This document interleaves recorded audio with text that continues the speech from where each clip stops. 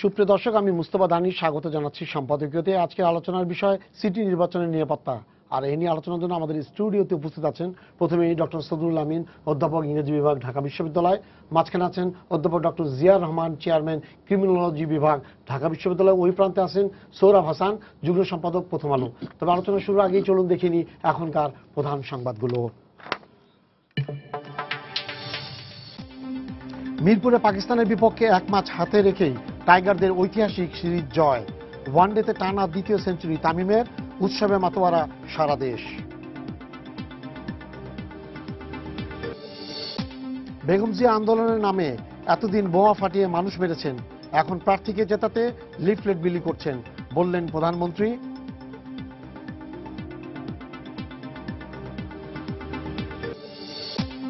জনগণের সাড়া দেখে আওয়ামী লীগ শঙ্কিত, ভোটারদের উপর আস্থা আছে বিএনপির, বললেন বেগম জিয়া।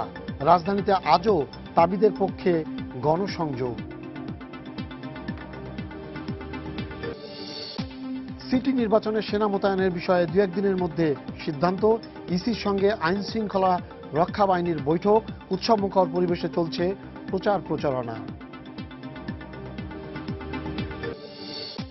এবং পয়লা বৈশাখের নারী লাঞ্ছনার প্রতিবাদে শাহবাগ থানা ঘেরাও, শিক্ষার্থীদের বিক্ষোভ, গণমাধ্যম অতিরঞ্জিত করে প্রচার করছে, অভিযোগ ডিএমপির।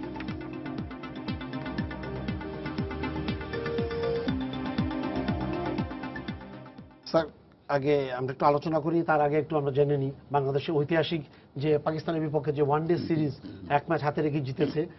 এই মুহূর্তে আমাদের মিরপুর শেরেবাংলা জাতীয় স্টেডিয়ামে আছেন সজল মিত্র। আমরা সরাসরি চলে যাচ্ছি সেখানকার উৎসব দেখতে।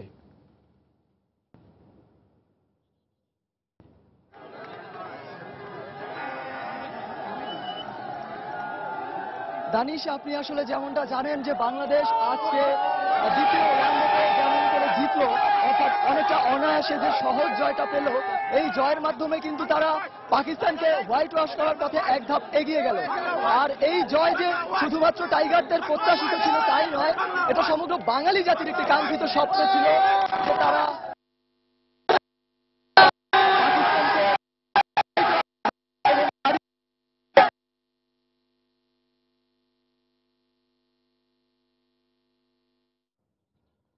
আমরা সংযোগটা বিচ্ছিন্ন হয়ে গেছে, আমরা সংযোগ হওয়ার সঙ্গে সঙ্গে আবারও তার সাথে আমরা যোগাযোগ করব। তবে এই মুহূর্তে আমাদের টিএসসিতে আছেন কামরুজ্জামান মামুন। চলুন দেখে নিই সেখানকার কি অবস্থা।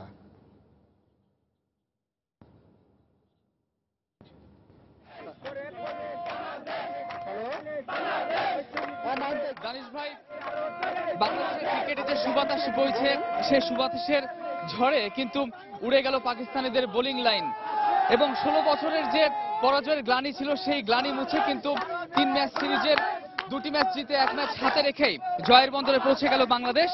এবং দানিশ ভাই, এখন আমরা রয়েছি টিএসসি এলাকায়। নিশ্চয়ই এখন আপনি দেখতে পাচ্ছেন যে বাংলাদেশ দলের সমর্থকদের এই বাঁধ ভাঙা উল্লাস। বাংলাদেশ দল যে অবিস্মরণীয় জয়লাভ করেছে আজকে, সে জয়ে কিন্তু আজ পুরো জাতি উচ্ছ্বসিত, পুরো জাতি কিন্তু আনন্দিত। এবং তারই বহিঃপ্রকাশ কিন্তু দেখতে পাচ্ছেন যে এই টিএসসি এলাকায় কিন্তু তরুণদের যে সমাবেশ ঘটেছে, তারা যে উল্লাস করছেন বাংলাদেশ দল জয়ে, তারা যে বাঁধ ভাঙা আনন্দে ফেটে পড়ছেন, সেই আনন্দই কিন্তু আপনি এখন দেখতে পাচ্ছেন টেলিভিশনের পর্দায়। যদি বলি দানিশ ভাই যে আজকে মুশফিক এবং তামিম ইকবালের অনবদ্য যে ব্যাটিং, সেই ব্যাটিং এ কিন্তু বিপর্যস্ত হয়ে পড়েছিল পাকিস্তান। এবং আজকে বাংলাদেশের পারফরমেন্সে একদম বলা চলে যে আনপ্রেডিক্টেবল পাকিস্তানকে ধরাশায়ী করেছে বাংলাদেশ। এবং তাতে এই উচ্ছ্বসিত বাঙালিরা কিন্তু আজকে তারা তাদের আনন্দের সীমা আর খুঁজে পাচ্ছেন না। যদি আমরা এখন একজনের সাথে কথা বলার চেষ্টা করি দানিশ ভাই, এদের কারো একজনের সাথে যারা এখানে উল্লাস করছেন তাদের সাথে আমরা কথা বলার চেষ্টা করব। একটু বলেন তো যে আজকে যে বাংলাদেশের জয়, এই জয়ে আপনারা আসলে কি প্রত্যাশা করছেন? আমরা 71 সালে পাকিস্তানকে হারিয়েছি, আবার আজ আমরা সবাইকে হারিয়ে আমরা দেখিয়ে দেব যে আমরাও পারি, আমরাও গর্বিত বাঙালি। দানিশ ভাই, নিশ্চয়ই দেখতে পাচ্ছেন যে এইখানে বাঙালিরা যে আনন্দ, বাংলাদেশের দলের সমর্থকদের যে উল্লাস, তা আসলে ভাষায় প্রকাশ করার মতো নয়। একটি কথা এখান থেকে কিন্তু বারবার আসছে, আমরা বাঙালি, আমরা বাংলা ভাষায় কথা বলি, ক্রিকেট আমাদের প্রিয় খেলা। আর এই খেলায় এখন বাংলাদেশ দলের কাছে কিন্তু প্রত্যাশা আরো বেড়ে গেছে বাংলাদেশ দলের সমর্থকদের। বিশ্বের যে কোনো দলই এখন বাংলাদেশ দলের সঙ্গে খেলতে গেলে কিন্তু আসলে একটু ভাবনায় পড়বেন, আসলে একটু চিন্তা ভাবনা করেই খেলবেন। আমরা যদি আরো একজনের সাথে কথা বলার চেষ্টা করি তাহলে নিশ্চয়ই বুঝতে পারবেন। আচ্ছা, আজকে যে বাংলাদেশ দল জিতলো তাতে প্রত্যাশা কি আরো বেড়ে গেল? আপনাদের কি প্রত্যাশা করছেন আগামীর জন্য? আমরা প্রত্যাশা করতেছি ইনশাআল্লাহ বাংলাদেশ পাকিস্তানকে হোয়াইট ওয়াশ করবে এবং হোয়াইট ওয়াশ করে দেখিয়ে দিবে যে বাংলাদেশ কোনো নিচু মানের দল নয়, বাংলাদেশ আন্ডারডগ নয়, বাংলাদেশ সব দলকে হারাতে পারে। ইনশাআল্লাহ আমরা আগামীতে আবার বিশ্বকাপ জয় করে ছাড়বো, এইটাই তাই প্রমাণ। দানিশ ভাই যেমনটি শুনছিলেন যে এখানে আসা যে বাংলাদেশ দলের সমর্থকরা রয়েছেন তারা আবেগাপ্লুত হয়ে কিন্তু বাংলাদেশ দলের জন্য শুভকামনা করছেন, প্রত্যাশা করছেন বাংলাদেশ দলের প্রতি। তারা বলছেন যে এই জয়ের ধারা অব্যাহত রাখতে হবে বাংলাদেশ দলকে এবং বাংলাদেশ দলের প্রতি তাদের প্রত্যাশা যে বেড়ে গেল সেই প্রত্যাশা পূরণে কিন্তু জাতীয় দলের মুশফিক সহ অন্যান্য যে ক্রিকেটাররা আছে যারা ভালো খেলছেন তাদের ভালো খেলার ধারাবাহিকতা অব্যাহত রাখতে কিন্তু তারা বলছেন এখানে। এবং যে টাইগার দল, এই টাইগাররা আসলেই আজকে বাঘের মতোই কিন্তু শিকার করেছে পাকিস্তানি বোলারদের। এবং যদি আমরা আরো কয়েকজনের সাথে কথা বলার চেষ্টা করি, যে সাফল্য অর্জন করেছে বাংলাদেশ দল তাতে আসলে প্রত্যাশা যে বেড়ে গেল, এখন আপনারা কি চান এই ধারাবাহিকতা অব্যাহত থাকুক কিনা? অবশ্যই আমরা চাই ধারাবাহিকতা অব্যাহত থাকুক, কারণ আমরা বাংলাদেশের মানুষ। আমরা চাই আমাদের দেশ সারা বিশ্বে নাম করুক। এই ক্রিকেট খেলার মাধ্যমে আমরা আমাদের দেশকে আরো সারা বিশ্বে উন্নত দেশ হিসেবে আমরা 1971 সালে একবার আমরা হারিয়েছি এই বাংলা থেকে। দানিশ ভাই যেমনটি শুনছিলেন এখানে আসা সমর্থকরা বলছেন যে 1971 সালে একবার পরাজিত করেছিল বাংলাদেশকে এই বাঙালি জাতি, আরেকবার বাংলাদেশ পরাজিত করলো সেই পাকিস্তানকেই। আরেকটি কথা যদি বলি যে এই বিশ্বকাপের পর থেকেই, এই বিশ্বকাপে বাংলাদেশ ভালো পারফরমেন্স করার পর থেকে কিন্তু বাংলাদেশ দলের যে ভালো খেলার ধারাবাহিকতা শুরু হয়েছে সে ধারা কিন্তু এখনো অব্যাহত রয়েছে। আমরা যদি বলি এখানে আসা অনেক সমর্থকরা বলছেন যে ইন্ডিয়ার সাথে যে খেলাটি হয়েছিল বিশ্বকাপে, যে খেলা নিয়ে অনেক বিতর্ক রয়েছে, সেই ভারতের সাথেও বাংলাদেশ খেলায় বাংলাদেশ এখন জয়লাভ করবে এমন প্রত্যাশা করছেন অনেকে। এই বিষয়ে যদি আমরা একজন সমর্থকের কাছে জানতে চাই,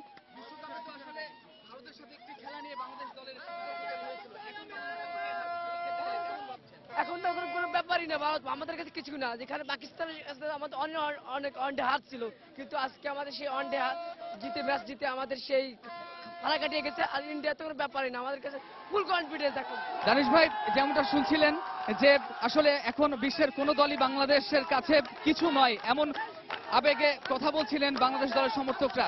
দানিশ ভাই এই উল্লাস চলতে থাকবে, ফিরছি আপনার কাছে। দানিশ ভাই ধন্যবাদ মামুন।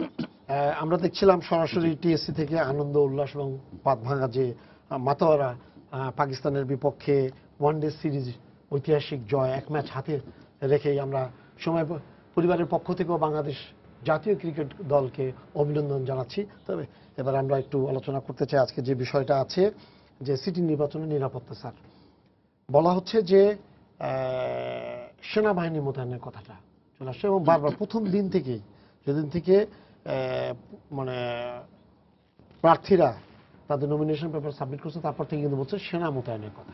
কি প্রসঙ্গে কেন এই কথা বলা হচ্ছে? এটা বোধহয় আমি আপনাকে জিজ্ঞেস করতে, সেনা মোতায়েন কেন চাচ্ছি? নিরাপত্তার জন্য নিশ্চয়ই, তাই না? নিরাপত্তার জন্য। আমরা জানি সব নির্বাচনে কিন্তু ভায়োলেন্স হয়, যেটা সবসময় নিরাপত্তা চায় সবাই, যাতে নির্বিঘ্নে সব ভোট দিতে পারে। যে দোষের তো কিছুই নেই এটা। তা আমি কেন চাবো না? কিন্তু আমি চাবো ভোট রিগিং করতে, জোরে ডান্ডাবাজি করে, যে সবাই না আসুক, ভায়োলেন্স ক্রিয়েট করে অনেক রকম করতে হতে পারে এই দেশে, যে কোনো থার্ড ওয়ার্ল্ড কান্ট্রিজগুলিতে, নির্বাচনগুলিতে, যেখানে আমাদের মতো দেশে। কাজে ওরা মনে করে যদি সোলজার যদি থাকে আর বাইরে কোনো কিছু ঘটবে না যেটা নাকি মানুষের নিরাপত্তা বিঘ্নিত হতে পারে, সেই জন্য সবাই চাচ্ছে যাতে এটা সেনা মোতায়েন করা হয়। আজকে আমি আশ্চর্যিত যে আজকে কিন্তু কথা ছিল চিফ ইলেকশন কমিশনারের, আজকে সেনাবাহিনী নিয়ে ওরা ডিসিশন দিবে। এখন কিন্তু বলছে আর কয়েকদিন পরে। এখন যদি একদম আমাদের যে নির্বাচন কমিশন আছে সেটা যদি ইন্ডিপেন্ডেন্ট কাজ না করতে পারে, যেমন ইন্ডিয়াতে, ভারতে খুবই আমি মনে ওরা ভাগ্যবান, যেখানে আমি শীর্ষানের কথা দেখি এখন বর্তমানেও যারা আছে তারা কাউকে ধার ধারে না, যা ডিসিশন যা নেওয়ার তাই নেয়। কিন্তু এখন মনে হয় যে অন্য কোনো ওরা ইন্ডিকেশন চাচ্ছে, এটা তো ঠিক না। যদি কেউ যদি চায়, আমাদের মাঝে 4 জনের মাঝে 3 জন যদি চায়, খারাপ থেকে এমন সবাই যদি চায় এটা তো আমি মনে হয় এটা তো দেওয়া উচিত। এবং একজন যদি চায়, সে কেন চাচ্ছে, সে মনে হতে পারে, তার কাছে মনে হতে পারে যে এটা কিছু একটা হতে পারে, এখানে অঘটন ঘটতে পারে, কাজে সে চাচ্ছে এটা প্রতিরোধ করতে। কাজে এটা আমি খারাপ দেখছি, এটা মনে হওয়া উচিত। কারণ এখনো এই দেশে সেনাবাহিনীর উপর সবার আস্থা আছে, যেমন আছে আমাদের আস্থা থাকা উচিত সবার আইনশৃঙ্খলা বাহিনীর প্রতি। কিন্তু অনেকে মনে করে যে পুলিশ বাহিনী যারা আছে কিংবা অন্যরা তারা হয়তো কন্ট্রোল করতে পারবে না, সেনাবাহিনী আসলে অনেকে তাদেরকে মানে কেয়ার করে এবং সেভাবে কাজ করে, সেটা সে জন্য তারা চাচ্ছে। এটা তো এটা কিন্তু যারা চাচ্ছে না তার নিশ্চয়ই অন্য কোনো উদ্দেশ্য আছে, যে সেটা মনে করি। স্যার 2013 সালে 5টা সিটি কর্পোরেশন নির্বাচন হয়েছে, আপনি জানেন তো। সবগুলো পদেই কিন্তু সব জায়গাতেই কিন্তু সরকার সমর্থিত প্রার্থীরা হেরে গেছে। সেখানে কিন্তু সেনাবাহিনী নিয়োগ করা হয়নি, হয়নি। কিন্তু তারপরেও কিন্তু প্রতিটা জায়গায় চট্টগ্রামে, সিলেটে, বরিশালে, রাজশাহীতে, গাজীপুরে, এমনকি খুলনাতেও এই সবগুলো সিটি কর্পোরেশনই কিন্তু নির্বাচন হয়েছে এবং সেই নির্বাচনে কিন্তু বিএনপি সমর্থিত প্রার্থীরাই জয়ী হয়েছে। হ্যাঁ, তো সেক্ষেত্রে যখন আমি তাকে এই কারণে জিজ্ঞাসা করেছিলাম যে কোনো জিনিস আসলে আমাদের অন্য বাহিনীগুলোর উপরে আস্থা আমাদের হটায় দেওয়া হয়। আমি আসলে এই কথাটি বলতে চেয়েছিলাম, আপনি বলেছেন যে কথাটি সেনাবাহিনী মোতায়েন হতেই পারে। সেনাবাহিনী যখন মোতায়েন হয় নিশ্চয়ই কিছু কারণ থাকে, যে কোনো একটা কারণে সেনাবাহিনীকে মোতায়েন করা হয়। এবং আমরা উন্নত বিশ্বে কিন্তু আমরা যে ডেমোক্রেসি চর্চা দেখি, সেখানে যখন তখন সেনাবাহিনীকে নামানো হয় না। তৃতীয় বিশ্বের দেশে এখানে সোশ্যাল আনরেস্টটা বেশি, পলিটিক্যাল ইনস্টিটিউশন এখানে ডেভেলপ করেনি, পলিটিক্যাল কালচার এখানে ডেভেলপ করেন, নানা কারণে আমরা। বাট আমি ব্যক্তিগতভাবে যেটা মনে করি যে আমরা কিন্তু একটা ডেমোক্রেসি ট্রানজিশনের মধ্যে আছি। অর্থাৎ আমরা যদি মানে কারণে অকারণে যদি আমরা এই প্রতিষ্ঠানটির উপর নির্ভরশীল হয়ে যাই, তাহলে কিন্তু আমাদের আবার একটা বিপদ আছে। এই জিনিসটা মনে রাখতে হবে। কারণ সেনাবাহিনীকে যদি আমি যখন তখন যে কোনো কারণে ডেকে আনি, এখানে একটা কারণ সেনাবাহিনী একটা সুশৃঙ্খল দল, ব্যারাকে তাদের অবস্থান, তাদেরকে যখনই আপনি এই ধরনের অ্যাক্টিভিটিজের মধ্যে নিয়ে আসবেন, তখনই কিন্তু এক ধরনের সমস্যা সবসময় তৈরি হয়। এখন আমি বলছি না যে কোনো প্রয়োজনে, অর্থাৎ যদি এ ধরনের সিচুয়েশন তৈরি হয় অবশ্যই সেনাবাহিনী আসবে, সেনাবাহিনীর কাজ তো সেটাই। আমি ব্যক্তিগতভাবে কতগুলো কারণে আমার কাছে মনে হয়েছে, দেখেন সেনাবাহিনী মোতায়েনের এখনো পর্যন্ত আমি আমার ডিসিপ্লিনের জায়গা থেকে বা সোশিওলজির জায়গা থেকে আমার কাছে মনে হচ্ছে না। নাম্বার ওয়ান, আমার কাছে মনে হয়েছে যে দেখেন এখানে কিন্তু মোটামুটি সবগুলো দলই পার্টিসিপেট করছে কম বেশি। যেটা একটা ভ্যাকুয়াম ছিল, সেই ভ্যাকুয়ামটা কিন্তু বিএনপি, যদিও দলীয় নির্বাচন এটা নয়, তারপরেও আমরা সমর্থন দিয়েছি এবং তারা পার্টিসিপেট সরাসরি। সরাসরি কিন্তু প্রচারণায় নেমে গেছে। নাম্বার টু, আপনি যদি ক্যান্ডিডেটদের যদি আপনি মোটামুটি ব্যাকগ্রাউন্ডগুলো দেখেন, মোটামুটি এখানে যেটা আমরা 80s বা লেট 80s আমরা দেখেছি যে সমস্ত সামরিক শাসনের সময় যে সমস্ত ক্যান্ডিডেটরা ভোট দখল বা যে সমস্ত জিনিস করেছে, সে ধরনের ব্যাকগ্রাউন্ড এই জাতীয় ক্যান্ডিডেটের কিন্তু আমরা দেখতে পাচ্ছি না। এরপরে আমরা যেটা বলছিলাম যে একটা ট্রান্সফরমেশন হয়েছে, এই ভ্যালুজের একটা ট্রান্সফরমেশন ঘটেছে, এটা আমরা বলি বা বিরোধী দলে থাকলে হয়তো আমরা এক কথা বলি, সরকারি দলে এক কথা বলি, সেই জায়গার বাইরে যে যদি আমরা খুব নির্মোহভাবে বলি, আপনি দেখবেন গত 7-8 বছরে বাংলাদেশের এই যে সোশিও ইকোনমিক চেঞ্জগুলো হয়েছে, সমস্ত ইন্ডিকেটরের উপরের দিকে, এর তো একটা রিফ্লেকশন আছে সোসাইটির মধ্যে। এবং এই রিফ্লেকশনটা আমার কাছে মনে হচ্ছে যে দেখেন আজকে আপনি প্রত্যেকটি, আমার কাছে এটাই মনে হচ্ছে একটা বিউটি। যদিও আমরা বলছি এটা নির্দলীয় নির্বাচন, প্রত্যেকটি রাজনৈতিক দলের নেতা কর্মীরা কিন্তু রাস্তায় ভয়ঙ্কর আকারে তারা এটার ক্যাম্পেইন করছে। এটি আমার কাছে মনে হয়েছে যে এটি অত্যন্ত আশাবাদী হওয়ার মতো বিষয়, যে রাজনীতিবিদদের নামে নানা রকম আমাদের সিভিল সোসাইটির পক্ষ থেকে বা সোসাইটির পক্ষ থেকে অ্যাজ এ হোল আমরা বলি যে নানা রকম সমালোচনা করা হয়, কারণ আমাদের রাজনীতিবিদদের রাজনৈতিক কালচার সবকিছু মিলিয়ে। কিন্তু আপনি দেখেন প্রত্যেকটি রাজনৈতিক দলের নেতাকর্মী কিন্তু যেভাবে, আমি আজকে দেখলাম যে মিরপুরের একেবারে অলি গলিতে আনিসুল হক সাহেব তার সেই আওয়ামী লীগের একেবারে এক মিড লেভেলের যে নেতারা কর্মীরা, তারা কিন্তু প্রায় 3 ঘন্টা পর্যন্ত তারা রাস্তায় রাস্তায় হেঁটেছে। তো এটা কিন্তু একটা চেঞ্জ আমার কাছে মনে হয়। নাম্বার 4 হচ্ছে আমি যেটা মনে করছি যে মিডিয়া যে জায়গায় গিয়েছে, এখন মিডিয়ার যে বিকাশটি হয়েছে এটাকে আমি অত্যন্ত পজিটিভ মনে করি, এবং এখন পর্যন্ত কিন্তু মিডিয়া এমন কোনো রিপোর্ট করেনি যেটার মধ্য দিয়ে কোনো আশঙ্কা তৈরি হওয়ার মতো ব্যাপার হয়েছে। দেখেন, আমি গতকালকের পত্রিকায় দেখলাম যে সাইদ খোকনের বাসায় মির্জা আব্বাস সাহেবের ওয়াইফ গিয়েছে। সো মানে আমি বলছি যে এখন পর্যন্ত আবার সাইদ খোকনকে যখন জিজ্ঞেস করা হয়েছে তিনি বলেছেন উনি আমার চাচি হন, উনি যদি কোনো ওনার কোনো ইয়ে থাকে তাহলে পরে নিশ্চয়ই আমি সেটা দেখব। তো কাজে আমার কাছে মনে হচ্ছে যে অ্যাটমসফিয়ার বা এনভায়রনমেন্টটা আছে এটা আমার মনে হয় যে যথেষ্ট অনুকূলে, একটা ভালো ইলেকশন হওয়ার জন্য। আর একটা দৃষ্টি কিন্তু সাধারণ মানুষের, বিশেষ করে সোরাব ভাইদের মতো মানুষ যারা ওয়াচডগ হিসেবে কাজ করছে,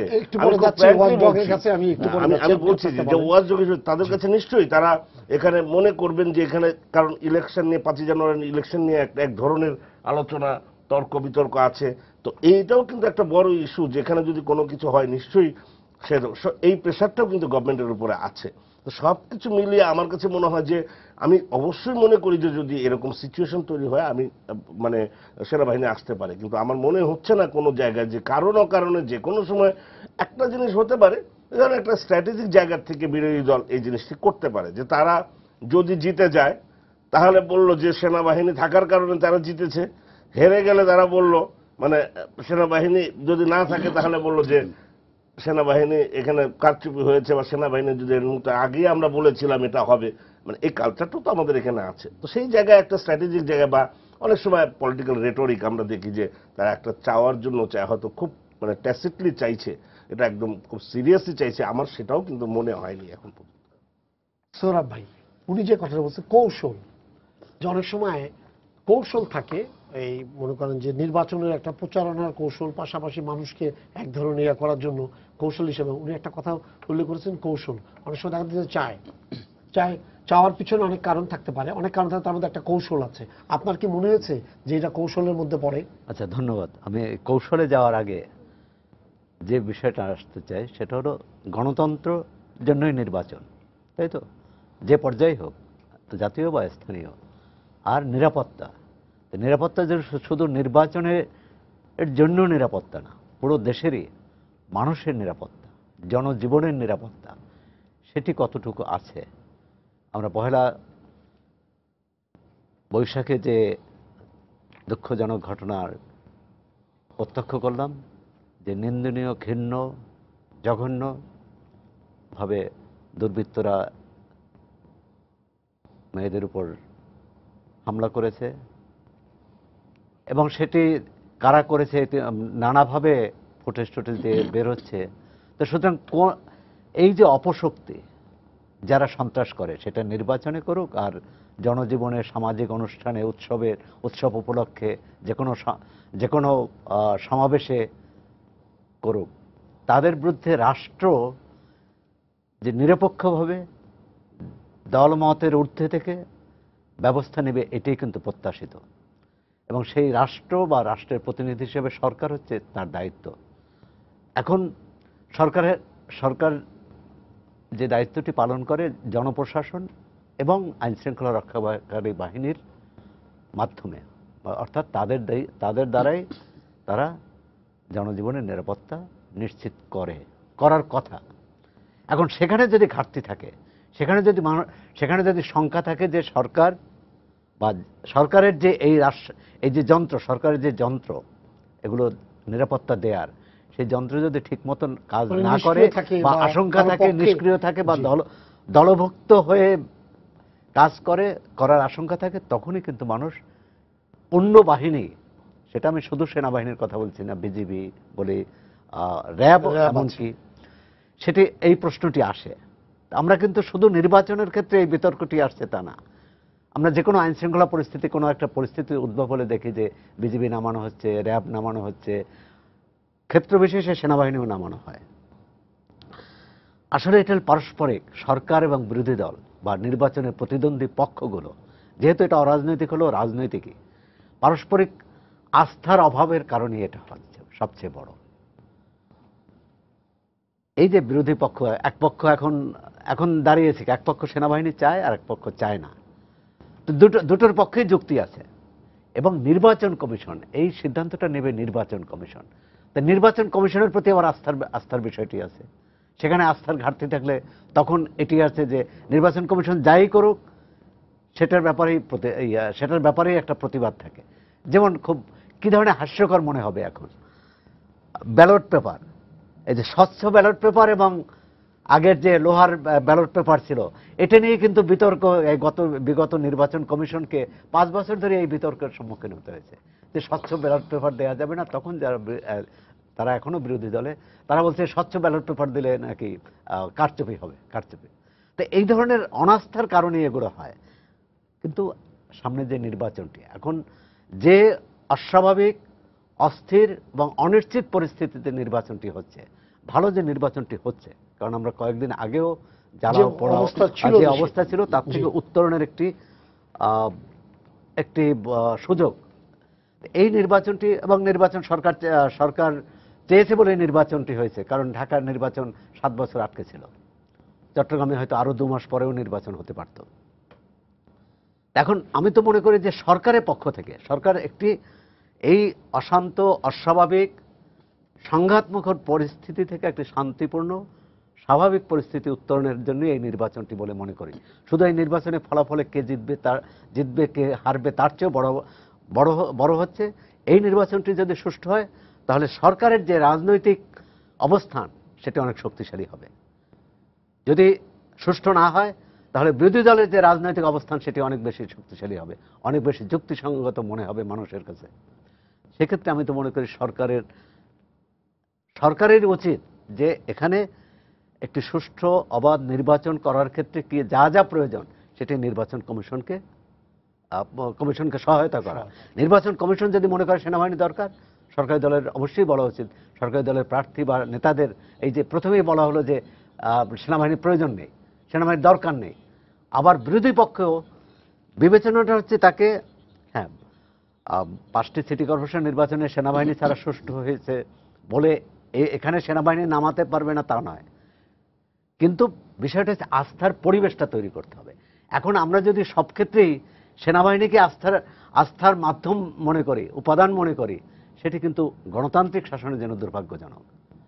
কিন্তু নির্বাচন যদি সেনাবাহিনী বিরোধী দলের সমর্থিত প্রার্থীদের দাবির মুখে বা বিরোধী দল নেতাকর্মীদের দাবি সত্ত্বেও যদি সেনাবাহিনী মোতায়েন না করা হয়, তারপর যদি নির্বাচনে কোনো অঘটন ঘটে, সেই দায়িত্ব কিন্তু সরকার এবং নির্বাচন কমিশনে পড়বে। তা আমি তো মনে করি সরকার ও নির্বাচন কমিশনেরই এখানে এগিয়ে আসা উচিত যে আমরা একটি সুষ্ঠু নির্বাচন চাই। সেনাবাহিনীর প্রয়োজন আছে, প্রয়োজন নেই সে কথাটা আমরা বলতে পারি, কিন্তু সেনাবাহিনী, এবং তখন যদি সেনাবাহিনী থাকার পরও যদি অঘটন ঘটে, তখন যদি নির্বাচনে বিরোধী পক্ষ হেরে যায়, তখন কিন্তু তারা এ ব্যাপারে অন্তত এটাকে ইস্যু করতে পারবে না যে সেনাবাহিনী থাকলে নির্বাচন সুষ্ঠু হতো। আমি মনে করি যে এখানে পাল্টাপাল্টির বিষয় না, সেনাবাহিনীর মোতায়েন করতেই হবে বা মোতায়েন করা যাবে না, এই অবস্থানের বিরুদ্ধে নির্বাচন কমিশনকে বলা উচিত উভয় পক্ষকে যে আমরা সুষ্ঠু নির্বাচন চাই। আমরা একজন ভোটারও হুমকির সম্মুখীন হবে না, প্রতিটি ভোটার ভোট কেন্দ্রে নিরাপদে যে নির্বিঘ্নে ভোট দিয়ে ফিরে আসতে পারবে, এই পরিবেশ চাই। সেক্ষেত্রে যদি মনে করেন সেনাবাহিনী নামানো প্রয়োজন, আপনারা সেনাবাহিনী মোতায়েন করতে পারেন। আর যদি মনে করেন প্রয়োজন নেই, তাহলে এই নিশ্চয়তা দিতে হবে। কারণ আশঙ্কাটা যাদের, হ্যাঁ সরকারি দলের সমর্থিত প্রার্থীদের আশঙ্কা নেই ধরে নিলাম, যেহেতু তারা চান না, যারা চাচ্ছেন তাদের আশঙ্কা দূর করার জন্যই তাদের কোনো না কোনো ব্যবস্থা নিতে হবে যাতে এই আশঙ্কা দূর হয়। স্যার, যে এখন যেটা মানে জিনিসগুলো এমনভাবে হচ্ছে যে উনি একটা কথা বলেছে, যেমন আমি কৌশলের কথাটাকে সবসময়ের জন্য মনে করি, যেমন প্রতিদিন কিন্তু মির্জা আব্বাসের যিনি ক্যাম্পেইন করছেন আফরোজা আব্বাস, উনি কিন্তু প্রতিদিনই একটা কথা কিন্তু সবার আগে বলছেন যে আমাকে বাধা দেওয়া হচ্ছে বিভিন্ন মানে আমার কর্মীদেরকে বিভিন্নভাবে বাধা দেওয়া হচ্ছে। এটা যখনই প্রথমে ওনার সাথে কথা বলতে যাই তখনই কিন্তু উনি এটা উনি বলছেন, কিন্তু কোন জায়গায় হচ্ছে, কিভাবে হচ্ছে, বা যেমন একটা নিয়ম আছে তো লিখিতভাবে বলা যে এই জায়গাগুলোতে গন্ডগোল করছে, আমার এই জিনিসগুলো ছিঁড়ে ফেলে দেওয়া হচ্ছে, এই জিনিসগুলো, হ্যাঁ, সেই অভিযোগগুলো যদি লিখিতভাবে মিডিয়ার সামনেই বা তুলে ধরা হয়, যেমন আপনি বললেন যে অমুক জায়গায় আমার, মানে আপনি একটা গড়ের মতো বলছেন যে আমার ইয়াকে পড়তে দেওয়া হচ্ছে না, কিন্তু যদি এটা লিখিতভাবে থাকে যে এই জায়গাগুলোতে আমাদের এই জিনিসগুলো করা হয়েছে, হ্যাঁ, তাহলে তো এই বাইন্ডিংসটা তখন ইসির উপরও বর্তায় যায়। আপনার কি এটা মনে হয় না? হতে পারে, কিন্তু এখন আবার আরেকটা কথা, যদি বাধা নাই যদি দেয় কোনো গান থেকে, উনি বলবেন বই কেন? কোনো তো স্কোপ তো নেই। আমি কিন্তু জনসৌরভ যে কথা বলেছেন পুরোপুরি একমত, আসলে মতো কোনো অবকাশ এখানে কিন্তু নেই, একদম ঠিক কথা বলেছেন এখানে। কিন্তু আমাদের হলো ব্যাপার হলো যে সরকার তো অনেক অনেক মানে অ্যাডভান্টেজেস পজিশনে আছেন, কিন্তু সরকার এখন যেখানে মেইন অপোজিশন যেটা আছে, যদিও দলীয় নির্বাচন না, যেটা জিয়া বলেছেন, সবাই দলীয় সাপোর্ট করছে। এখন আমরা জানি যে এখানে দলের বিরোধী দল মেইন বিএনপি যারা আছে, প্রায় সব তো রাজনৈতিক নেতা কর্মী অনেকে কিন্তু, এটা বেশিরভাগ 99% বলতে পারেন আপনি, বাইরে হতে পারছে না, আসতে পারছে না। মিসেস আব্বাসে কেন ক্যাম্পেইন করা লাগছে? অনেক নেতা কর্মীদের কেউ তো আসতে পারছে না কিছুই। এমনকি আজকে আমরা ইউনিভার্সিটিতে আছি, কোনো একদম চুপচাপ, কিন্তু সেরময় কি কেউ তো আসছে, সবাই যাচ্ছে, কিছু না, আমরা কিন্তু কাউকে দেখছি না। কারণ সরকার কিন্তু খুবই ভালো পজিশনে আছে, সরকার কিন্তু রাজি হওয়া উচিত। আমি বলছি আপনি ঢাকা ইউনিভার্সিটিতে, জিয়া ঢাকা ইউনিভার্সিটি, এখানে আমরা দুজনে প্রফেসর, এখানে আমরা যে নির্বাচনগুলো করি, আমি অনেক নির্বাচন করেছি।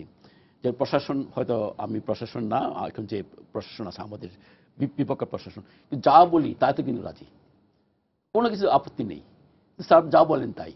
যে এই বুটটা এখান থেকে মাঝখানে 1 ফুট স্পেস টাকা হোক, তাই করা হবে, মোবাইল ইউজ করতে না দেওয়া হোক, হ্যাঁ তাই করা হবে। কারণ কি, এটা আস্থার ব্যাপার, এটা যাতে আমাদের কোনো সংখ্যা নয়। তো তারা জিতে আমরা জিতে, কোনো সমস্যা কিন্তু নেই এটার মাঝে। সরকার যে পজিশনে আছে, আমার মনে হয় সরকার যা বলে রাজি হয়ে যাওয়া উচিত, কিন্তু কোনো এটার মধ্যে কোনো এটা, কারণ তাহলে হবে কি, এটা ক্রেডিবিলিটি বাড়বে মানুষের। এমনি তো যে অবস্থা ছিল, আমাদের হাফ ছেড়ে বাচ্চে এখানে এই অবস্থা যে আসছে, সব নির্বাচন আসছে, তাই না? এখানে আসার তো কথা না, যে কারণে কেন আসবে? যেখানে নির্বাচনে প্রার্থী যারা, তারা ঘর থেকে বেরোতে পারছে না, নেতাকর্মী সবাই অ্যারেস্টেড, কিন্তু যেটা কোনো কারণই নেই। আপনি জানেন, আমি জানি এইসব সব পলিটিক্যাল কেস, এগুলো সব কিছুই আজকে যদি বলে আপনি এই বাসে আগুন লাগিয়েছেন, আমি আগুন লাগিয়েছি, যে আগুন লাগিয়ে, এগুলো তো কোনো কথাই নাই। বিএনপির সময় যে একজন করছে তা না, তাও করেছে হয়তো বা, আমি জানি সাবর হোসেন সাহেবের সময় যেটা করে, আমার দুঃখ লাগছে এরকম। কিন্তু এগুলি কিন্তু যেগুলো করছে, এগুলি কিন্তু ঠিক না। যদি সব ছেড়ে দিয়ে দিতে সবাইকে, যাদের ঠিক তুমি ফিল্ডে কাজ করো, এটা কিন্তু যে নির্বাচনটা হচ্ছে এখন, অনেকে কিন্তু এটা আত্মীয়তার মধ্যে আছে, হয়তো বিএনপি ক্যান্ডিডেট, আবার অন্য দলের কিন্তু আত্মীয়, কিন্তু এই যে নিজেদের মধ্যে কিন্তু ঢাকা ইউনিভার্সিটির পরিবারের মতো কিন্তু এটা হয়ে যায় নির্বাচনটা। এটা খুব সুন্দর একটা পরিবেশ হতো। আমার এখনও কিন্তু স্কোপ আছে। আমি একটা জিনিস অ্যাপ্রিসিয়েট করছি প্রধানমন্ত্রীর, উনি কিন্তু বারবারই বলছে মিনিস্টারদেরকে ইন্টারফেয়ার না করতে, কোর্ট মানতে, তাই না? বারবার কিন্তু বলছে, কিন্তু এটা কিন্তু খুব ভালো কাজ কিন্তু করছে। এসব কাজ আমি মনে করি হয়তো বা রাজি হবেন, যদি তারা তাদের নির্বাচন করছে তার দাবি যদি থাকে সবারই, বেশিরভাগেরই, ওয়াই নট? এটা আমি তাই এই জন্য বলছি। না হলে ঠিক আছে, যদি নির্বাচন সুষ্ঠু যদি হয়, সবাই যদি মেনে নেয়, কোনো আপত্তি তো কারো কিছু নেই। কেউ যদি চায় কেউ এটা না মানে না, কোনো কারণ নেই, কারণ এখানে সরকার তো হারানোর কিছু নেই এখানে, এর মাঝে কোনো হারানোর কিছু নেই। স্যার, আমার তরফ থেকে একটা প্রশ্ন আমার কাছে মনে হয়েছে, মানে গত 3 মাস আমাদের এখানে যে অবস্থাটা ছিল, সে তুলনায় এখন পর্যন্ত নির্বাচনী যে প্রচারণাগুলো হচ্ছে বিভিন্ন জায়গায়, সেই জায়গা থেকে আমরা কোনো জায়গা থেকে সংঘর্ষের খবর পাইনি। দেশের 2টা বৃহত্তম সিটি, হ্যাঁ, ঢাকাকে কিন্তু 2টা ভাগ করা হয়েছে, কিন্তু যখন আপনি হিসাব বলছেন তখন কিন্তু ঢাকা সিটি বলছেন, এবং চট্টগ্রাম, দেশের প্রথম 2টা সিটি কর্পোরেশনে কিন্তু এবার নির্বাচন হচ্ছে। এখন পর্যন্ত যারা যে জায়গায় টুকটাক যেমন এটা হচ্ছে, কিন্তু যে পরিবেশ 3 মাস বিরাজ করেছে, তারপরও যে এখন পর্যন্ত এইরকম প্রচারণার পরিবেশ আছে, সেটাকে আপনার ক্রিমিনোলজি বিভাগে কি বলে? না, আমি কিন্তু এই কথাটি আপনাকে প্রথমেই বলেছি। দেখেন, আজকে ইলেকশন আর কয়দিন বাকি, 1 সপ্তাহ বা 8 দিন 9 দিন এরকম বাকি, এবং এই জায়গাটি কিন্তু আমি আশাবাদী হতে চেয়েছি। মানে বাংলাদেশের এই চেহারাগুলো তো আমরা সবাই কম বেশি দেখেছি। এখানে যারা যে নির্বাচনের মাধ্যমে একেবারে ব্যালট বাক্স ছিনতাই করে নিয়ে সিল মেরে 97-98% ভোট, এসব অনেক কিছু আমরা দেখেছি। তো এই জায়গাগুলোর থেকে উত্তরণ ঘটেছে। এবং দেখেন, এই ইলেকশন কমিশন নিয়ে কিন্তু আমি একাধিকবার বলেছি, মানে আমরা চাইলেই তো আলাদিনের আশ্চর্য প্রদীপ নাই, রাতারাতি আমরা একটা কিছু পাবো না। কিন্তু আপনি এই ইলেকশন কমিশন আপনি রিলেটিভলি যদি দেখেন, অনেক ভালো নির্বাচন, তারা 4000+ তারা নির্বাচন উপহার দিয়েছে, যেখানে কিন্তু কোনো ধরনের মানে বাংলাদেশের ইতিহাসে, আমি খুব দায়িত্ব নিয়ে কথাটা বলি যে বাংলাদেশের ইতিহাসে কিন্তু এ ধরনের ইলেকশন ক্ষমতায় থাকা অবস্থায় হয়নি। অর্থাৎ আমি বলছি যে আমি যদি শুধু মানে সমালোচনার খাতিরেই সমালোচনা করি, আমাদের তো কিছু নাগরিক দায়িত্বও আছে। এখন আমি এই কথাটাও বলি, 5ই জানুয়ারি নির্বাচনের জায়গা থেকে একটা ভ্যাকুয়াম তৈরি হয়েছিল, একটা শিথিলতা নির্বাচন কমিশনের মধ্যে তৈরি হয়েছিল, যেহেতু বিএনপি একটা বড় দল, তারা নির্বাচনে অংশগ্রহণ করেন। আমি এটাকে দিয়ে জাস্টিফাই করছি না, কিন্তু আমি সৌরভ ভাইয়ের সাথে এই কথাটার সাথে একমত যে এখানে মানে দুই দলই যদি নির্বাচন কমিশনের উপর তাহলে পরে দায়িত্বটা দিয়ে দেয়, তাহলে হবে কি যে ইনস্টিটিউশনের ডেভেলপমেন্টটা ত্বরান্বিত হবে। যে আমরা যদি সেনাবাহিনী প্রয়োজন পড়ে, ঠিক আছে, নির্বাচন কমিশন এটা বুঝবে, এই আস্থাটুকু। কারণ সবাই কিন্তু আপনি দেখেছেন বিএনপির নেতাকর্মীরা, নেতারা, সিনিয়র নেতারা, তারা নির্বাচন কমিশন থেকে এসে তারা কিন্তু অনেক আস্থার সাথে নির্বাচন কমিশনকে তারা কমেন্ট করেছেন, ভালো কথা বলেছেন। আর যে কথাটি আপনি উল্লেখ করেছিলেন যে পত্র পত্রিকায় আপনি দেখেন, আমি বলছি যে মির্জা আব্বাসের ওয়াইফ, যে আমি রেটরিক বলেছি কেন, কৌশল কেন বলেছি, আমাদের মিডিয়া পত্র পত্রিকায় তো এখন তো অবারিতভাবে লিখছে। আপনি কোথাও কি দেখেছেন এই ধরনের বড় কোনো ঘটনা মির্জা আব্বাসের? এবং উনি যে বলেছেন কথাটি কিন্তু খুবই সফট অ্যাপ্রোচে বলেছেন, কখনোই কিন্তু এমন কোনো একটা ইলেকশন হবে, সেই ইলেকশনে কিছু সমালোচনা, কিছু ধরেন আর্গুমেন্ট, কিছু মানে ক্রিটিসিজম থাকবে না, এটা তো বাংলাদেশের কাছে আশা করা যায় না। কিন্তু সেই জায়গায় আপনি দেখেন এখন পর্যন্ত যত এই যে কয়েকদিন হয়েছে, সেই জায়গায় কিন্তু আপনি মানে এ ধরনের কোনো জিনিসই দেখিনি। যে কথাটি আপনি বলেছেন, দেখেন 3 মাসে এই কথাটি আমি বলতাম সৌরভ ভাইয়ের এই কথার সূত্র ধরে, যে 93 দিন বা 94 দিন কি অবস্থার মধ্যে বাংলাদেশ ছিল। এখন যদি আমি এইভাবে বলি যে একটা বিরোধী দল সে কি রেসপন্সিবল, মানে দুই দলেরই তো সমান এক দায়িত্ব আছে গণতান্ত্রিক প্রক্রিয়াকে ডেভেলপ করার জন্য, মানে আমরা সরকারি দল এবং বিরোধী দল বা যারা ক্ষমতার বাইরে আছেন। বিএনপি যেহেতু একটা বড় দল, 93 দিন যেভাবে যে প্রক্রিয়ায় কোনো ধরনের খুব বড় রকমের জনমত না থাকা সত্ত্বেও মানুষকে পুড়িয়ে একেবারে জিম্মি করে রাখা হয়েছে, অবরোধ হরতাল হয়েছে, কোনো দিকে তোয়াক্কাও করা হয়নি, কারণ মানুষ কিন্তু পার্টিসিপেট করেনি, হরতালও হয়নি, অবরোধও হয়নি। এখন আপনি যদি বলেন বিরোধী দল যে কোনো দাবি, এর মধ্যে দিয়ে তো বিরোধী দলের দাবির কোনো জাস্টিফিকেশন থাকে না। আপনি যে কোনো একটা দাবি করবেন আর সাথে সাথে আমাকে মেনে নিতে হবে, এটা তো কোনো মানে কাজ হতে পারে না। আমি ওই জায়গায় সৌরভ ভাইয়ের সাথে একমত। বরং আমরা যদি, যেহেতু একটা সুন্দর অ্যাটমসফিয়ার তৈরি হয়েছে, স্যার ওই কথাটি বলেছেন যে আমরা যে রুদ্ধশ্বাস অবস্থার মধ্যে ছিলাম সেখান থেকে একটা মুক্তি পেয়েছি। ডেফিনেটলি মাননীয় প্রধানমন্ত্রী যে বা তাদের মন্ত্রীদেরও কিন্তু আমরা এই ধরনের কোনো তৎপরতা এখন পর্যন্ত দেখছি না। চিটাগাংয়ে কিছুটা ইনিশিয়ালি হয়েছিল, ঢাকায় এখন পর্যন্ত আমরা দেখেছি। আমরা এটাই দেখতে চাই। এবং আমি বারবার খুব স্পষ্ট করে বলছি, আমি মনে করি না মানে যে কোনো প্রক্রিয়ার মধ্যে সেনাবাহিনী একটা ইনস্টিটিউশন, তারা বাংলাদেশে যদি কোনো ইনস্টিটিউশন দেখেন, যে কোনো কারণেই হোক, আমরা সমাজবিজ্ঞানীরা অনেক সময় সমালোচনাও করি রাষ্ট্রের ক্ষমতা নিয়ে এক একটা ইনস্টিটিউশন, যেমন বিশ্ববিদ্যালয়গুলো যেভাবে মানে একটা ডিসপ্যারিটি কিন্তু আছে। আপনি দেখবেন বিশ্ববিদ্যালয়গুলো বা একাডেমিক সাইড, এডুকেশন সাইড যতটুকু না ডেভেলপ করেছে, কিন্তু এই ব্যুরোক্রেসি, কিন্তু মিলিটারি সিভিল ব্যুরোক্রেসি তারা অনেক ডেভেলপ করেছে। আমি একটা জায়গায় খুব বাহাবাদি মিলিটারিকে, যে তারা কিন্তু তাদের ইনস্টিটিউশনটা বুদ্ধিমত্তার সাথে অনেক বড় করে ডেভেলপ করে ফেলেছে। আমি এটা সমাজ বিজ্ঞানের জায়গা থেকে কথাটা বললাম, যে তারা যেভাবে তাদের ইনস্টিটিউশনটাকে ডেভেলপ করে ফেলেছে, আমি মনে করি যে কারণ অকারণে তাদেরকে বিতর্কিত করার কোনো কারণ আমি এখন পর্যন্ত দেখছি না। একটি কথা সৌরভ ভাই বলছেন যে দেখেন যে 5টি নির্বাচন সুষ্ঠু হয়েছে বলে আমি 5টি নির্বাচনে বিজেপি বা কি বলে সেনাবাহিনী নামেনি বলে এখানে নামাবো না, এমন কোনো কথা নেই। তো হতে পারে, কিন্তু আমাদের তো একটা কার্যকরণ সম্পর্ক থাকে। আমি যদি 5টা নির্বাচন সুষ্ঠুভাবে সম্পাদন করতে পারি, এখন পর্যন্ত যদি বড় ধরনের কোনো ঘটনা না ঘটে, তাহলে আমি কেন করব? যদি 5টা নির্বাচন কন্টামিনেটেড হতো, ডেফিনেটলি আমি বলতাম, তো একটা তো লজিক, যুক্তি তো থাকবে। আমি শুধু বলবো যে 5টা নির্বাচন সুষ্ঠুভাবে হয়েছে, তারপরে আমি এখন সেনাবাহিনী নামবো, কারণ সেনাবাহিনী একটা সেন্সিটিভ ইনস্টিটিউশন, আপনাকে এটা বুঝতে হবে। গণতন্ত্রের সাথে অনেক সময় আমাদের বাংলাদেশে সাংঘর্ষিক একটা সিচুয়েশন হয়েছে। তো কাজেই আমরা চাইলে পরে আমি বলছি যে এটা খুব দায়িত্বের সাথে আমাদের জিনিসটা হ্যান্ডেল করা উচিত। এবং যদি তবে ওই জায়গাটা আমি আবারও বলছি, ইনস্টিটিউশন ডেভেলপমেন্টের সাথে আমি মনে করি যদি নির্বাচন কমিশন মনে করে যে তারা সেনাবাহিনীর প্রয়োজন আছে, এই দায়িত্বটুকু তাদের উপর দিয়ে দেওয়া বোধহয় সবচেয়ে ভালো হয়। আজকে যে আইন শৃঙ্খলা বাহিনী রক্ষণের সাথে মিটিং হয়েছে উনি প্রধান নির্বাচন কমিশনার কিন্তু তাই বলেছেন আমরা আরো চিন্তা ভাবনা করে দেখছি এবং 2-3 দিনের মধ্যে আমরা পুরো বিষয়টা ইয়ে করবো যে আসলে সেনাবাহিনী আমরা মোতায়েন করবো কিনা। তারপরে উনি এই কথাগুলো বলেছেন যদি করতে হয় তাহলে সাধারণত 2 বা 3 দিন আগেই এটা করা হয় সাধারণত। এর পাশাপাশি উনি এটাও বলেছেন যে এক ধরনের নির্দেশনা দিয়ে রেখেছে, কারণ নারায়ণগঞ্জে আপনার মনে আছে নিশ্চয়ই যে সেনাবাহিনী শেষ মুহূর্তে সেনাবাহিনী চাইছিল কিন্তু তারা প্রস্তুতি ছিল না বলে সেখানে দেওয়া হয়নি তো দিতে পারেনি। কিন্তু এবার কিন্তু উনি আজকে ওনার একটা কথা কিন্তু এটা বেরিয়ে এসছে যে আমরা বলেছি, আমরা তাদেরকে বলেছি ইয়ে করেছি যেন তারা প্রস্তুত থাকে, বা এই ধরনের একটা কথা বেরিয়ে এসেছে মানে সেই জায়গা থেকে, মানে ওদের এই জায়গা থেকে। তো সার্বিকভাবে আপনি মিডিয়ার দিক থেকে যদি আপনি বলেন তাহলে মিডিয়া এটাকে মানে মিডিয়া এই বর্তমান সিচুয়েশনটাকে এখন যে অবস্থা চলছে সেটাকে কি বলছে?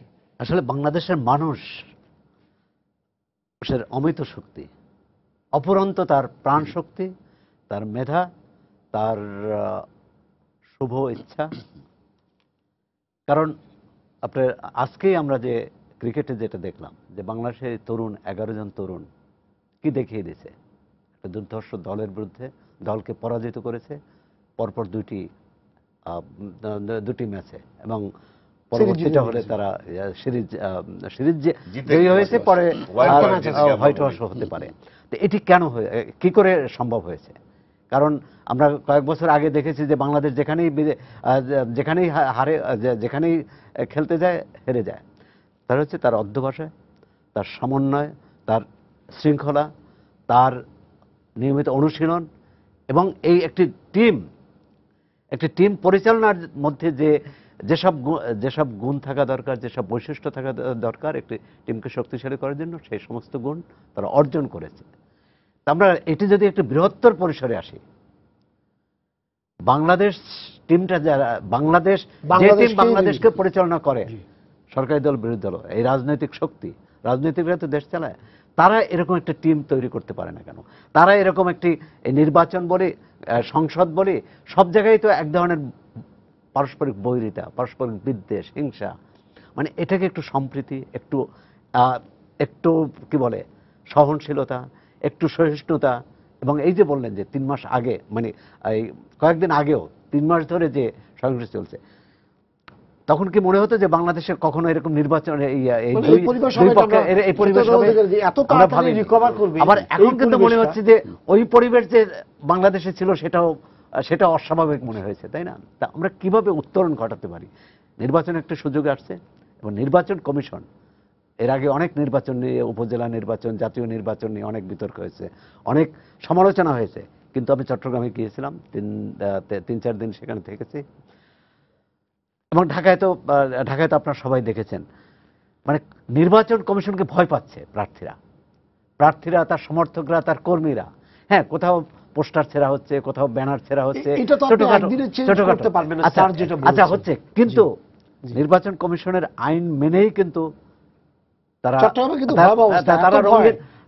তারা রঙিন পোস্টার বের করছে না, তারা মিছিল বের করছে না। মিছিল হলে যেমন মেয়র প্রার্থী মঞ্জুর বললেন, আমি তো মিছিল বের করিনি, আমি আমার কয়েকজন কাউন্সিলর প্রার্থী নিয়ে যাচ্ছি, পিছনে মোটরসাইকেল নিয়ে অনেক যুক্ত হয়েছে, মিছিল হয়ে গেছে।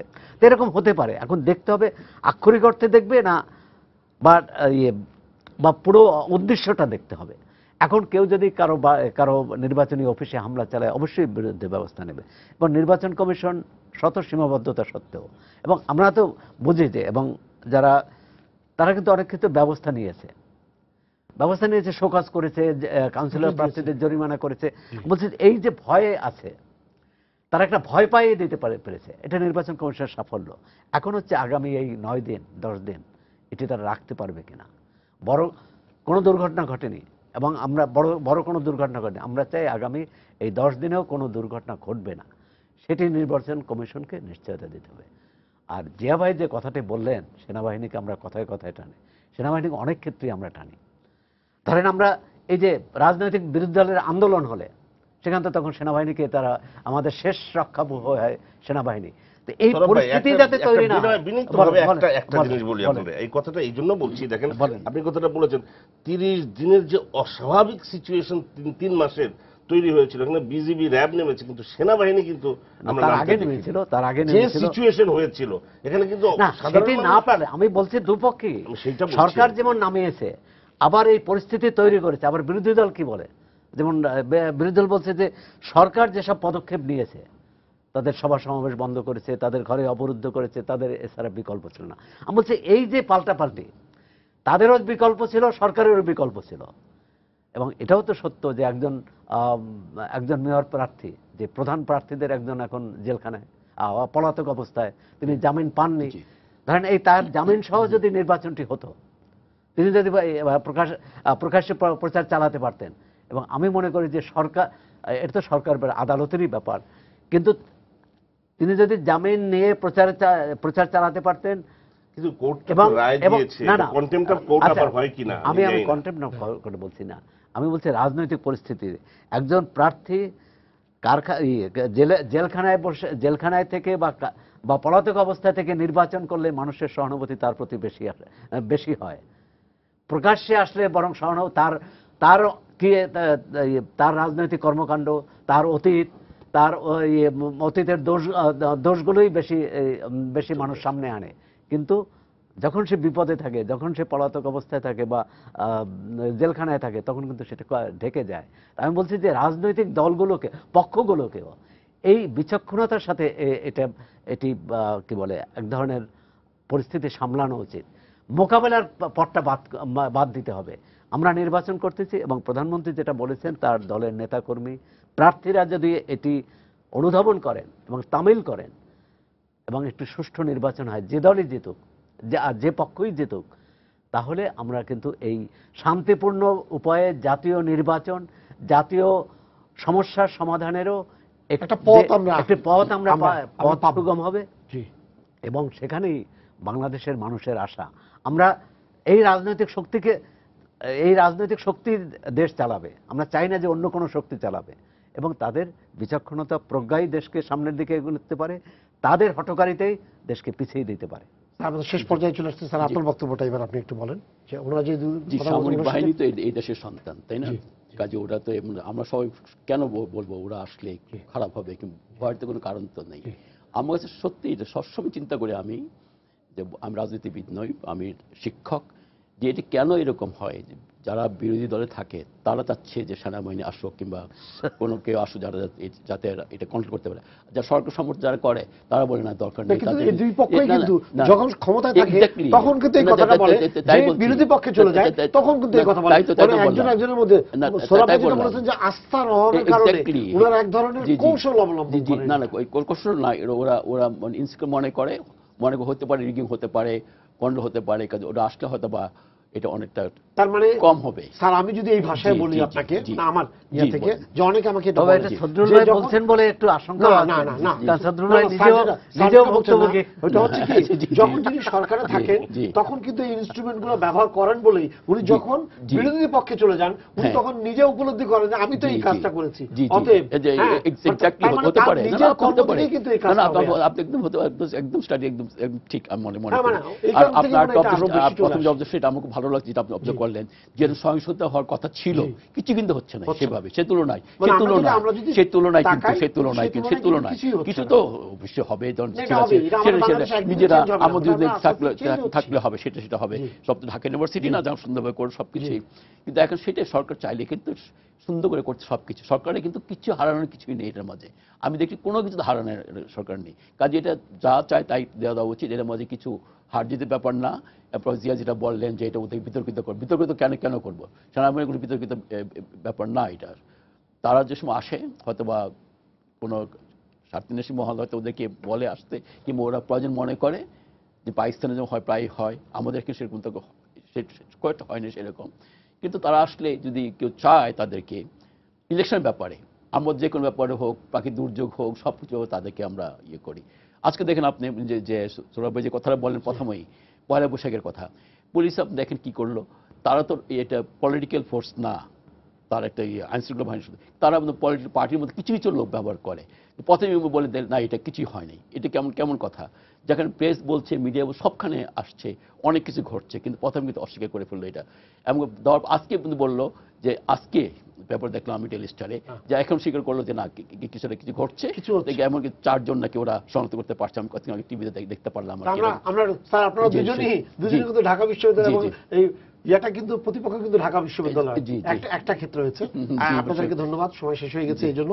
পাশাপাশি আমরা আশা করব আমি একটা লাইন বলি, একটা লাইনই বলেন আমি একটা লাইন যে পহেলা বৈশাখে যে ঘটনাটি হয়েছে, আমি পুলিশ বাহিনীর স্যার যে কথা বলেছেন, যেহেতু আমার ক্রিমিনোলজি ডিপার্টমেন্ট, আমি পুলিশের সাথে সার্বক্ষণিক যোগাযোগ রাখতে হয়, তারা কিন্তু একেবারে একবারও বলেনি যেটা হয়নি। তারা বলেছে যে ফুটেজ দেখে এই ঘটনাগুলো হয়েছে, যে ঘটনাটি পত্রিকায় এসেছে সেটি তারা বলেছে যে সঠিকভাবে এই দেওয়া হচ্ছে ধরনের ঘটনা তারা পায়নি। আচ্ছা, এবং তারা কিন্তু দেখার চেষ্টা করছে। আমরা সার্বক্ষণিক ওয়াচডগ হিসেবে থাকছি এই কারণে, যেহেতু এই ডিপার্টমেন্টটা আমাদের এইসব অ্যাক্টিভিটিসের সাথে যুক্ত, সেই কারণে আমি বলছি। আমাদের সময় শেষ হয়ে গেছে এবং আমরা আশা করব যে একটা সুষ্ঠু নির্বাচন অবশ্যই। এই 3টি সিটি কর্পোরেশনে হবে।